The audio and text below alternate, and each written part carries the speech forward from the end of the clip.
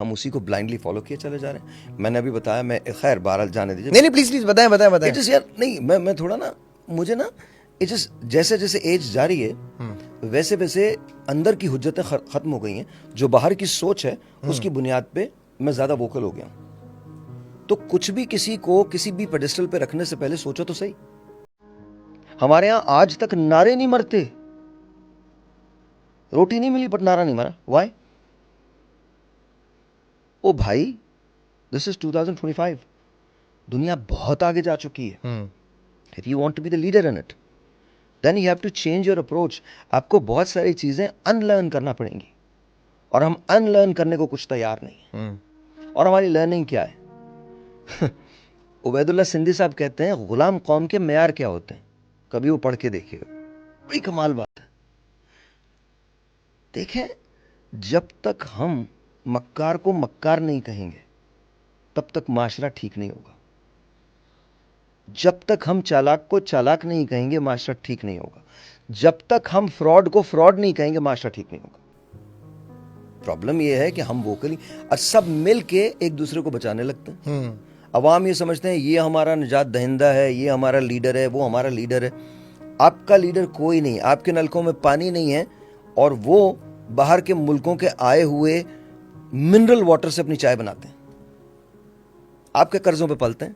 कभी कैलकुलेट करो, जो पाकिस्तान का कर्जा लिया गया पाकिस्तान के नाम पे पिछले 78 सालों में और उसके अगेंस्ट जो प्रोजेक्ट्स हैं जो किए गए, क्या मतलब, क्या रबिश हम बात कर रहे हैं। हमारे पार्लियामेंट में एक आम आदमी अलाउ क्यों नहीं है? Why can't a common person? Australia में जाते हैं, खड़े होकर सवाल क्यों नहीं कर? जब हजरत उमर से सवाल किया जा सकता है, जब उनसे पूछा जा सकता है, तो आप कौन लोग हो?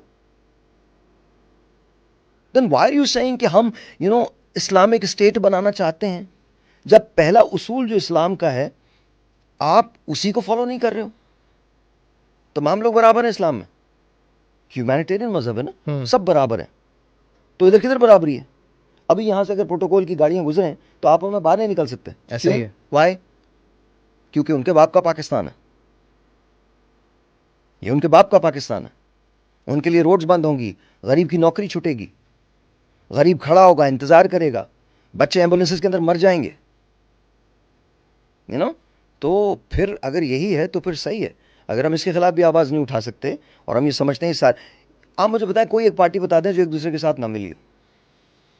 बहुत सारे लोगों को बहुत बुरा लगेगा, कभी इनको बुरा लग जाएगा, कभी उनको बुरा लग जाएगा, सब मिले हुए हैं, अपने मफाद के लिए सब इकट्ठे हो जाते हैं।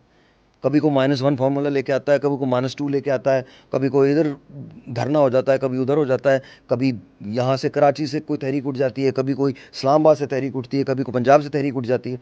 आज तक कभी एजुकेशन की तहरीक तो नहीं उठी। मेरे पास एक शो में डॉक्टर पीरजादा कासिम आए थे, उन्होंने कहा था कि हमारे मुल्क में इमरजेंसीज लगती हैं, कभी एजुकेशन की इमरजेंसी तो नहीं लगी। क्यों नहीं लगी?